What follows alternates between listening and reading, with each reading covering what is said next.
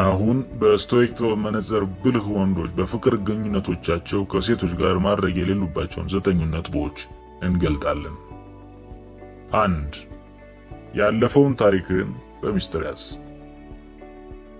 ያለፍክባቸውን ዝርዝር ታሪኮችን በተለይም ፈታኝ የሆኑትን ገጠመኞች ማጋራት ከገጠመኞችህ ጋር አዎንታም ሆነ አሉታዊ ትርጉም ያላቸው መልእክቶችን አብረህ ከማጋራት ጋር ተመሳሳይ ነው። ገጠመኞችን ያነሱ ማውራት እነኛ ሁነቶች በአሁኑ ግንኙነቶችህ ላይም ሊመለሱ የሚችሉበትን እድል ሊፈጥር ይችላል። አሊያም ጓደኛ ከታሪክህ በመነሳት ያልተገቡ አሉታዊ ጥርጣሬዎችን እንዲያድሩበት የሚያደርግ ሁኔታ ሊፈጥር ይችላልና።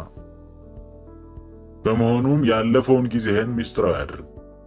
አስፈላጊ የሆነውን ገጠመኝህን ብቻ አካፍል እንጂ የታሪክህን አንኳር ገጠመኞች በራስህ የሚስጥር ሰንዱቅ አስቀምጥ። የህይወት ታሪክህ ያንተ ብቻ ነው እንጂ ሌሎች እንዲያውቁት፣ እንዲበዘብዙት ወይንም ጀጅ እንዲያደርጉት አትፍቀድ።